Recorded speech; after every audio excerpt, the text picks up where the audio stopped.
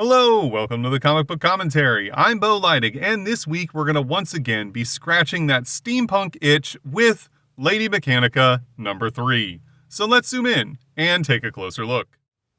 First published in January of 2012, we can see here on cover A, that's important to remember because there's actually 6 covers to this book. Sadly, I have but 2. But here on cover A by Joe Benitez, we can see Lady Mechanica on the front in what appears to be an evening gown and a little bit of a mask. Perhaps she's attending a fancy party with this flintlock pistol. But overall, it's a really nice looking cover, as are all of the covers for the Lady Mechanica books, in my opinion. Joe Benitez's artwork kind of speaks for itself, and he always usually hires some other great artists to do some other covers for him, as we're going to see when we look at cover B. Cover B, which is drawn by Billy Tan, is actually completely different, as we can see Mechanica in a much more informal dress, still carrying a pistol, or revolver this time. However, this one's a little bit more no-nonsense, as she seems to be taking aim at a target. And we also have whatever the hell this weird lizard mechanical creature thing is behind her. I don't know what that's supposed to be, but it looks kind of cool. And overall, I think this is a pretty good cover. Created, written, and drawn by Joe Benitez. Colors by Peter Steigerwald. Letters by Josh Reed. Now you'll notice down here all 6 of the covers are depicted. Covers A and B are the two I've shown you in this video. C and D are just black and white versions of those same 2 covers. E and F, however, are exclusive covers. Cover E is exclusive to the Aspen Comics store, and cover F is a Pulp Comics exclusive. These were both limited to 1,000 copies. I'd assume they're probably not very inexpensive to purchase. I'd probably try to buy them if I ever came across them. However, depending on how many of those copies still exist and where they're at, they might be well out of my price range depending on who's trying to sell them. We'll see. Maybe I'll find one, maybe I won't. Now, getting back to the story, it picks up exactly where we left off at the Romani Circus, where Mechanica has found that her presence is very unwelcome, as she has now been not necessarily assaulted, but confronted by Gitano, the knife-wielding, I'm guessing knife thrower would be his title. The 2 dwarf clowns, which are Pibbo and Bippo, and their panther, who is Bengalo. They've decided that they don't want to necessarily harm Mechanica, but they want to know why she's here. She begs their forgiveness as she leans down to pick up her gun and states that she's simply here because she has questions about a mechanical girl, and she's hoping that they can answer them. As she begins to pick up the dagger that was thrown at her, Gitano says, "Hey, that belongs to me," but Mechanica quickly interjects, "Well, since you're holding on to a few of my belongings, I'm going to hold on to some of yours. I don't think that's going to be a problem," as she quickly sheathes his knife under her belt, and then states, "Now back to my questions." Mechanica then once again reiterates, "Any information you can give me about this mechanical girl from this circus would be very helpful in my investigation." However, Bippo and Gitano have a bit of a side conversation where they start to talk about noticing her red eyes and whether or not she might be someone that they've heard stories about. At this point, however, Pibbo interjects and says, "There's no woman here like that you've described. You must be thinking of the very famous and esteemed Lady Mechanica. She lives in the nearby city. Why don't I escort you out of the circus and you can go look for her there?" However, at this point, Gitano interjects and states, "No, I'm sorry, Pibbo, you're wrong. This, in fact, is the real Lady Mechanica, are you not?" She states that she is, and then Pibbo tries to kind of play along with it, stating, "Oh my goodness, that's incredible. We're so flattered that you would come to our circus. However, I'm sorry, it's closed for this evening, but we would love to have you back as our esteemed guest." However, at this point, Mechanica starts to realize that this is just a way of them trying to get her out of the circus, and tries to play a little bit more to their senses, stating, I'm really needing to know some of this information, and I've not come here looking for any trouble or to get anyone in trouble. I'm not affiliated with the law. And if there's, anything that might have happened that would get you in trouble, I don't plan on blowing the whistle if the girl was gotten by illegitimate means or was being held here against her will. However, at this point, Gitano states, "Excuse me? What are you talking about?" And Mechanica says, "Well, I'm just saying that, a mechanical girl would be, rather valuable to a circus such as this." And at this point, Gitano gets very angry, stating, "We don't hold anyone here against their will. People are free to come and go as they please. And I'm really tired of being, looked upon as some sort of thief or, ne'er-do-well, and tired of all of the gaji which, by the way, gaji is a weird word. So gaji, as it's spelled, is, I guess, another way of saying gorgère, which is a term that Romani have for anyone who's not Romani. Sort of similar to the term gringo that Latin American people use to describe people who are not Latin American. It's not necessarily directed at any one particular race. It just means anyone who is not of their kind. And he states that he's tired of being looked down upon and it just being assumed that they're all thieves and crooks and that they've done nothing wrong. Mechanica realizes at this point that she's offended Gitano, though that was not her intent. She's really just trying to track down the information about the girl. As we see Gitano continuing to get into her face, telling her that she needs to leave immediately, that he won't be insulted in his home. And we then see that Lewis has actually followed Mechanica and is keeping track of her with a spyglass and some sort of remote microphone that doesn't seem to be working quite right. And then we go back to Gitano once again telling Mechanica that she needs to leave. However, she's trying to protest once again, stating that she really needs answers to these questions.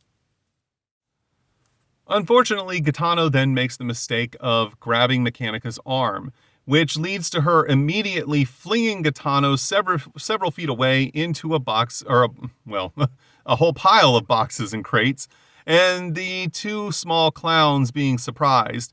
Unfortunately, Bengalo does not take kindly to this and immediately attacks Mechanica, jumping on top of her. Lewis sees this and can't believe that there's a panther involved and believes that she is in dire straits and he needs to rescue her. As he starts running towards the circus, he grabs his pack, throws it on, and throws on some goggles, stating that it's a good thing that he's decided to follow Mechanica and make sure that she was okay, as we see him running through the night with his eyes aglow and some sort of weird backpack and gun thing. Back in the action, we see that Bengalo is biting down on Mechanica's arm. However, he's not doing any damage, given that her arm is completely mechanical. She then fishes in her pocket and reaches out with some sort of, pendant thing? It's not really explained what this is, and hits Bengalo with a blast of energy, knocking him backwards. This, of course, is something very frightening for the two clowns who believe that their beloved Bengalo is now injured in some way. However, before they can react, another knife sails through the air and sticks into the side of a crate right next to Mechanica's head. She then states that, this needs to stop. She's not here to fight anyone. She doesn't want to hurt anybody, as she pulls the dagger that she took from Gitano earlier. Gitano, however, is not hearing any of this. He states, "You come to our home, you insult us, and now you attack us. I want you gone now. Please leave." But again, Mechanica tries to protest because she really wants answers to these questions so that she can hopefully find out more about her own origin and some of the lost memories of her past that she's trying to discover. We then see an advertisement for Dead Man's Run #1. Unfortunately, I have never heard of this book before, and I've definitely never seen any issues of it before, so I don't know anything about it. If you do, feel free to let me know about it in the comments section below, because I'd like to know more about this book. Back to the action, we see Gaetano lunging through the air at Mechanica as she continues to try and protest and defuse the situation, saying that it was an involuntary reaction that she threw him the way she did, which is an interesting point because this is something like we saw earlier when Dr. Littleton tried to examine Mechanica and touched her arm. She immediately slapped him in the face. Now, at the time, Littleton believed that he had just overstepped a bound and that this was her way of letting him know that she was not to be touched. However, it seems to be the case now that whenever anyone touches one of her arms, she immediately reacts violently. And this might be something that's the limbs themselves are doing, or perhaps it's due to some kind of trauma that happened to her in her past that she no longer remembers. But for whatever reason, whenever she gets touched by somebody, she seems to react in this manner. As Gaetano continues to swipe at her with the knife, she continues to try and get him to stop, blocking him, and then grabbing him and throwing him to the ground. She's, again, much stronger than him, given that she has the mechanical limbs. As she pins him to the ground with the knife to his throat, she states that, once again, she apologizes for the things that happened, but she's not leaving without the information about this girl. Gaetano then states, how dare you? We've told you many times that she's not here, nor was she ever here. Why won't you leave? However, Mechanica states, I'm sorry, but I don't believe you, and I really need this information. But Gaetano says, you say that we've been inhospitable, but you come to our home unannounced, you insult us, and then you attack us. Why would we ever cooperate with you? Mechanica realizes that he's bringing up good points, but states that, things could have been a lot worse off for her if his knife hadn't missed. And then Gaetano lets her know his knife didn't miss. He was aiming next to her head, not for her head, and that's why she's still here.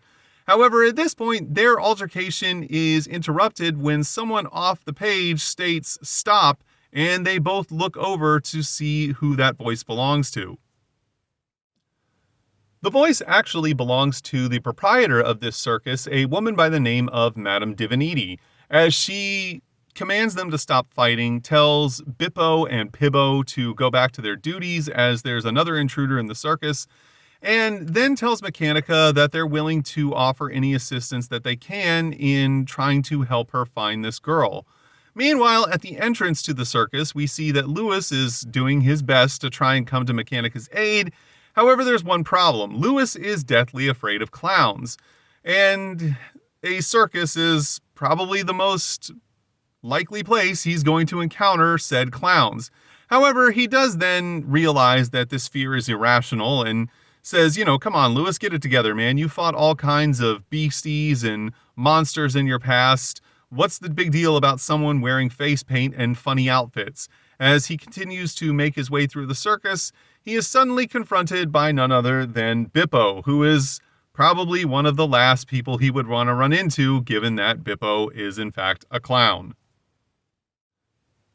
Mechanica then explains the situation to Madame Divinity, and Divinity states that she doesn't really know why Mechanica believes that the girl came from this circus, as they've never had a mechanical girl here. And in fact, the only mechanical woman that Divinity has ever heard of before in her life is Lady Mechanica herself. However, Mechanica then states that what led her to this circus was the earring that she took from the girl that has the circus crest on it with the letter S on the back side. She then hands it over to Divinity so that she can inspect it. And Divinity states, yes, this in fact did belong to one of the girls who worked here. And in fact, that girl was one of Gaetano's daughters, whose name is Serafina. Gaetano immediately recognizes the earring and asks, where is she at? We haven't seen her in a while. And at this point, Mechanica reluctantly tells Gaetano and the rest of the circus employees that Serafina was dead when she took this from her. And this, of course, is the last thing that Gaetano wanted to hear. And as he states, this is impossible. She's not dead. I know that. And then he states it had to be somebody different because you said this woman is mechanical, yes? As Mechanica says, yes, obviously she was. Gaetano says, well, then it could have been her because my daughter is not mechanical. At this point, Divinity realizes that something is afoot as she tells Gitano, Mechanica, and Gitano's oldest daughter, who goes by the name of Arlequin, to come with her. As they continue walking, Divinity points to a large poster stating, "Is this the girl that you took the earring from?" Mechanica says that it was, and then Gitano starts to realize that things are starting to come together as he's like, that is Serafina. What can we do to help you find her? Then Divinity states, well, we haven't seen her in a while because she and the guy in the act with her took off a few weeks ago as they were disillusioned with our circus life, which, can be pretty tough. However, at this point, Arlequin pops up into the conversation and interjects, stating that's not entirely true. Gitano asks what she means, and Arlequin explains that they were approached by the proprietor of a rival circus who wanted to employ them and travel them around the world, giving them all kinds of fame and fortune. Gitano states, that's impossible. Your sister would never leave. But Arlequin states, no, she was lured away by all of these claims that the woman was making. And, she's always been more of a free spirit and didn't necessarily want to stay here forever with our family in this circus. Arlequin says, I didn't want to leave, so I stayed behind. And, she made me promise that I would never tell you why she left and instead give you the story of the two of them running off as lovers together. And then Arlequin apologizes, stating, I'm really sorry. I hope that this isn't what led to what happened to Serafina. Gitano then states, well, I do understand your sister can be stubborn. At this point, Mechanica asks, do you remember the name of this circus? Arlequin then states, no, the woman never told us the name of the circus, but she had a very distinctive look. She had fiery red hair and butt, and then Mechanica interjects one eye, and Arlequin confirms, and Mechanica says, I'm sorry, but that was not the proprietor of a circus. That's a mercenary who works for Blackpool Industries that's been trying to replicate the mechanical limbs that I have, and it seems they've finally found a way to succeed in doing so. Of course, this woman is none other than Commander Catherine Winter, who we have seen cross paths in earlier issues with Mechanica, and we know that the two of them have a long history with each other, but we don't know how far back that goes and exactly what all transpired between the two of them. However, at this point, Mechanica realizes that something doesn't seem right, as if Blackpool just wanted people to experiment on, he could have easily been able to do this by just picking up some homeless person or a vagrant that no one would have missed, and it seems odd that he would have sent Winter to this circus to make off with some people who would have absolutely been missed, and that it just doesn't really seem to all add up at all. At this point, we see Gitano and Divinity share a sidelong glance with each other, and before the conversation can go any further, they're interrupted when the two clowns come back with Lewis tied up in ropes, as one of them states, I'm sorry, it's not one of them, it's Pibbo, I believe, is the one with the hat on that he took from Mechanica. If I'm wrong, correct me in the comments. It's hard to keep the two of these guys straight. States that the man said that he was a friend of Mechanica. Mechanica confirms that she does in fact know who he is, and she says to Lewis, what the heck are you doing here? Lewis says, well, I was rescuing you. At this point, Mechanica seems a bit flabbergasted by the whole thing and states, myself and my rescuer are going to take our leave now. If we find the partner that worked with your daughter, we'll definitely make sure he gets back here safely. And if we find the people who killed your daughter, we will deal with them as is appropriate. We then get an advertisement for Aspen Digital. I don't know if this service still exists. My guess would be probably not. But if you had this service, let me know exactly what it was about, because I honestly have no idea. I guess they would put comic books on like an app per se, but I don't know. It just seems like reading comic books on an app would be not the greatest way to do it or the best experience. But then again, I've never tried, so maybe it was fantastic. Although I believe this is like an iPhone 3, so probably not, because the screen size was kind of small and the resolution wasn't so great at the time. But then again, they were trying something new, and kudos to Aspen for trying to be a little bit more forward thinking on the technological front of comic books. We then get a centerfold pull-out poster that was included in this middle of this book. And of course, it's just a reprint of the cover A of this book, but it's still really cool that Joe Benitez included this and was also smart enough to put it A in the center of the book and B put advertisements on both of the reverse sides of this poster so that if you do decide to pull it out and hang it on your wall, you don't have to destroy the book itself to do it.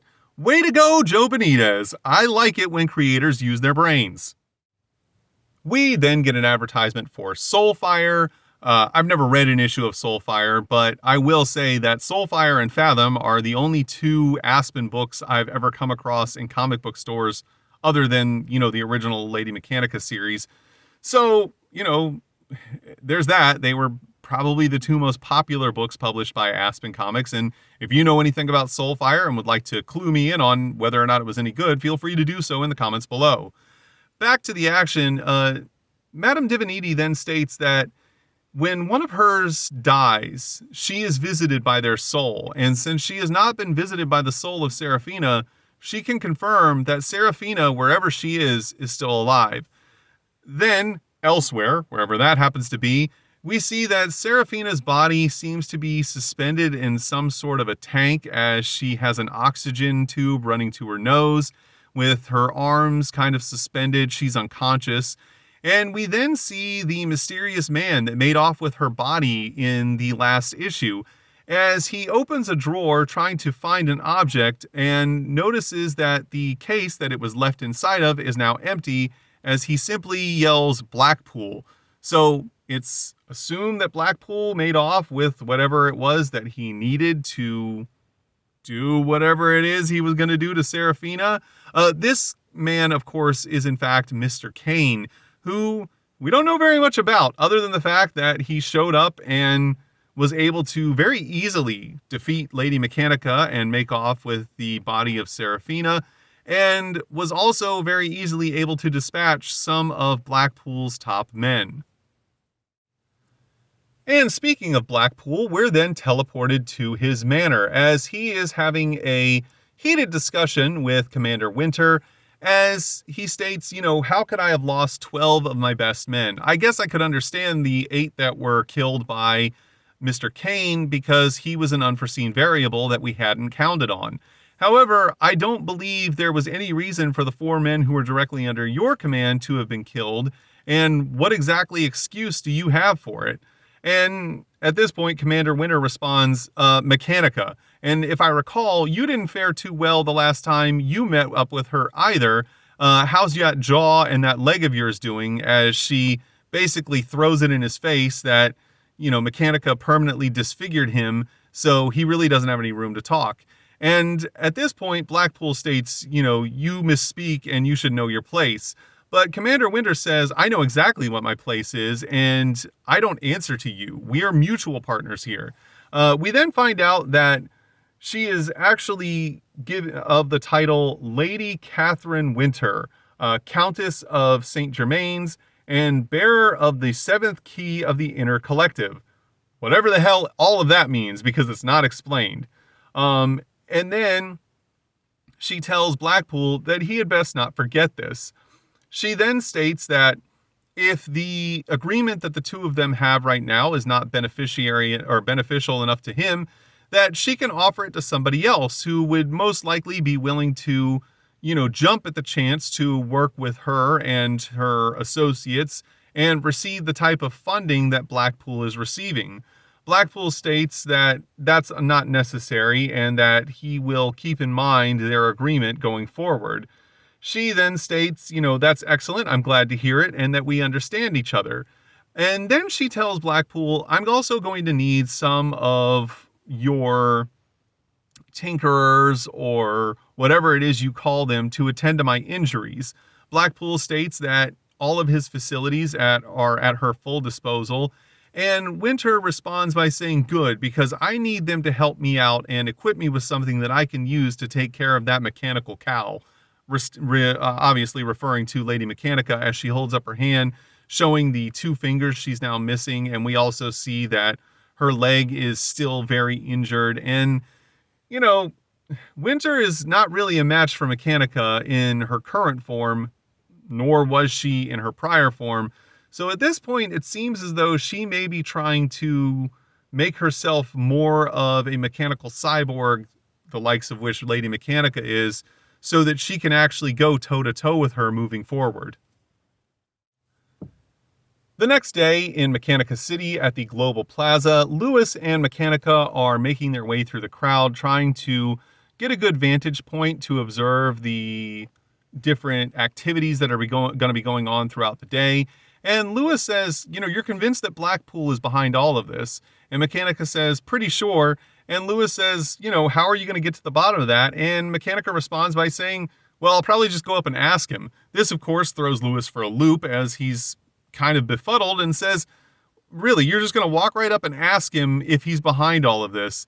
And Mechanica states, sure, if I get the opportunity. Besides, I have a few other words I'd like to say to him. However, their conversation then is interrupted by Dr. Littleton, who is attending Mechanicon with his daughter, as he sees them and shouts out, Lady Mechanica. Lewis spots Littleton's daughter and states, look at her. She's like a miniature you. I bet she's going to be really excited to meet you. However, Mechanica states that's not going to be the case as they've already met and that the young girl is actually convinced that she's not the real Lady Mechanica, but an imposter. This, of course, makes Lewis chuckle as he states, well, that's understandable. And Mechanica's like, how so? And Lewis says, well, the first time I met you, I thought you were going to be a bit more pleasant. And this, of course, offends Mechanica as she states, I'm indeed pleasant, and is just kind of frowning and angry about the whole thing. She then introduces Lewis to Littleton, and then Littleton introduces his daughter. She immediately steps in, takes Lewis's hand and shakes it and says, Alexandra Marie Littleton, and then tells Lewis to call her Allie. Lewis says he will, and at that point he states, I'm a friend of Lady Mechanica's. And Allie says, no, you're not. I've met her before, and unfortunately, she's a liar. She claims to be the real Lady Mechanica, but she is clearly not, and I've got my eye on her. At this point, Lewis and Littleton start to converse as Lewis explains exactly what it is he does, and even shares with Littleton that he's going to be debuting some of his own inventions here at the fair today, and he's actually pretty nervous about the whole thing. Mechanica then looks over at Allie and states, well, what is it you have to say? You keep eyeballing me like I've done something wrong. And Allie says, well, you haven't yet, but I'm pretty sure you will.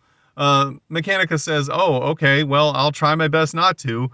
Allie then states, well, you had better. And then Mechanica tries to change the subject and compliments Allie on her outfit and asks if, it's more likely to be beneficial for her to wear the outfit of men's trousers in her fight against monsters and evildoers. Allie states that yes, that's exactly why she's wearing these pants. And Mechanica compliments her on it, stating, well, that's very forward-thinking of you. I'll have to keep that in mind. And Allie states, yes, you should. And if you intend on pretending to be Lady Mechanica going forward, you would at least do well to dress the part. Still not convinced that this is in fact the real Lady Mechanica, and constantly kind of looking down her nose at Mechanica every time they meet. It is kind of a funny back and forth that the two of them have. We then get an advertisement for Shrugged Volume 2. I have never seen or heard of this comic book before. If you have, feel free to tell me about it in the comments below. As the group of them continue to walk along the street, Lewis and Littleton continue to converse as Littleton lets Lewis know that he actually used to tinker around with machines himself and was obsessed with taking these things apart and seeing what made them tick. And Lewis asks him, well, why didn't you pursue it? Littleton responds by saying, well, honestly, it's more so because of my father. He felt that the simple art of tinkering was beneath his son and his family name. He then apologizes to Lewis, stating that he didn't mean to insult him in any way by saying that. That was just the way his father felt about things. Lewis says there was no offense taken and that perhaps it's for the best, as, he himself grew up without a father and didn't have anyone to talk down to him, and then states, Littleton, you're a doctor. That's a pretty impressive profession in its own right. And Littleton states, thanks for noticing that. And, at the end of the day, we are two men pursuing a better life for humanity through science. And to this, Lewis says, cheers, we are indeed. At this point, a man steps up to one of the most overly complex microphone designs I've ever seen and states, welcome to Mechanicon. We're going to get the festivities started. I'm so glad you're all here today. But let me introduce the man who makes all of this possible with his generous donations, as he is the man who keeps Mechanicon running year after year, Lord Nathaniel Blackpool, as there's a thunderous applause. At this point, Lewis starts to talk to Lady Mechanica, stating that this is the first time that Blackpool's been seen in public since the massacre at Satan's Alley. And Mechanica says, "What massacre is that?" And he's like, "Oh, it's quite the tale. Blackpool was actually the hero, you see." At this point, Blackpool steps up to the microphone and welcomes everybody to the 18th annual Mechanicon. As the applause continues, Lewis continues to tell the story to Mechanica, stating that Blackpool led a group of bounty hunters in pursuit of some sort of a mechanical demon that was snatching children, and was able to corner it in an alleyway, but then the demon lashed out and started killing all of his men, but somehow Blackpool was able to finish the demon off with an experimental rifle, even though the demon had ripped his jaw clean off and slashed up his leg. And that, because of this, Blackpool now has these mechanical prosthetics, but he was able to defeat the horrible monster. Mechanica doesn't let Lewis know that that was all a fable made up by Blackpool to cover for the fact that she was in fact the one who delivered these injuries to Blackpool, and that the monster in question was no monster at all. Blackpool then starts to go into a long drawn-out speech, which is actually the same speech he tried to give to Mechanica when he tried to persuade her to come and work for him. And Mechanica starts to smirk to herself, stating, "Oh, he left a part out." Lewis is kind of, confused by all this, and says, "What are you talking about?" Mechanica then states, "Oh, I've heard all of this speech before. However, I didn't get to hear the last part as it was interrupted by some sort of mechanical demon." Then Blackpool continues on, stating that all of society will be bettered by the inventions that all of the members of this convention are bringing to the world for the advancement of humankind. And then he announces his own invention that is new for Mechanicon, as he calls it the Helio Arcs. Of course, Lewis mishears this and says Helio Arse, and Mechanica quickly corrects him, saying, "No, not Arse, Arcs," as Littleton looks up and points and says, "Oh my God, look at that." And at that point, a large shadow creeps in front of the sun as the crowd gasps and is shocked by what they're observing. We then see a big 2-page spread of the Helio Arcs, which is a colossal airship that literally dwarfs all of the other airships hovering above Mechanica City. And, let's be honest, this thing is pretty much impossible. I mean, sure, it's probably filled with hydrogen and whatnot, but look at the amount of steel that's on the underside of this thing. There's no way that this would create enough buoyancy to get this off the ground. Admittedly, though, it does look pretty cool, and I do like the design, so I can't complain too much. Lewis is completely shocked by what he's seeing, and he does state to himself, "Wow, that's one big arse." Again, mispronouncing the word. Once again, Mechanica corrects him, stating, "No, it's arcs. That's Latin for fortress." Lewis is still shocked by the whole thing as he just looks on in wonder. And Mechanica states that has to be the airship that Serafina dropped into the woods from. As Lewis then states, "Oh, you don't mean," and Mechanica says, "Yes, we have to get aboard that airship, and you're going to help me do it." And Lewis just says, "Bloody hell," as he realizes that he's in for quite the ordeal, and it's not something he necessarily wants to participate in, as we see that we come to the end of the story and that it's going to be continued in issue number 4, which we get a preview of the cover for right here, and also the little preview of the alternate cover. They both look super cool. I like the designs of both of them. And that is the end of the story, because this is the reverse inside cover. And that was Lady Mechanica #3. Overall, I thought this was a pretty good story. The amount of work that they did to get from the circus back into the city, and also the deeper we got to dive into the mystery of the mechanical girl, finding out who her identity actually is, and the story behind all of that, but also creating more mystery as we don't know exactly what's going on with Gaetano and Divinity quite yet. And we also got the unveiling of the colossal airship, the Helio Arcs. The story's really kind of heating up right here, and I think Joe overall did a really good job of writing it. However, my one complaint would be not necessarily with the story, but the fact that a lot of the panels didn't have any backgrounds to them.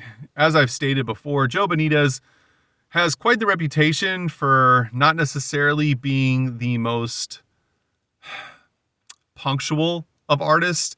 He has a real hard time meeting deadlines, and it seems as though he was kind of rushed when he was drawing this book, so he cut a few corners. Now, is it really that big of a deal? No, overall, the artwork is still pretty fantastic, and he, doesn't necessarily omit anything that he would need to. But at the same time, I always have kind of the preference to have the backgrounds fleshed out and not just, random faded color type of thing.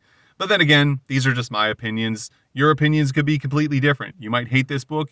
You might also think that the blank backgrounds aren't really that much of a problem. And if that's the case, it's okay, because everyone's entitled to their own opinion. If you enjoyed today's video, please feel free to like, comment, and subscribe. And thanks for stopping by. Have a great day.